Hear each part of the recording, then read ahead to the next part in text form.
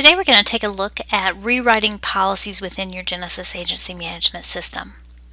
To do a rewrite on a policy, the easiest thing to do would be click the policy that you're going to rewrite and then just click Rewrite Policy. This will ask for the new policy number. If you don't have it yet, you can leave the J number in there until you do get it. You just choose the company that you're rewriting it with, put in the premium that you're rewriting it for, the effective date, and hit Continue.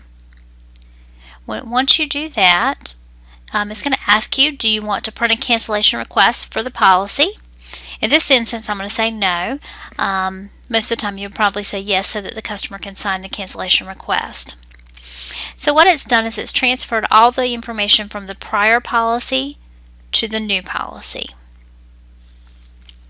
That's it on how to rewrite a policy in Genesis quickly.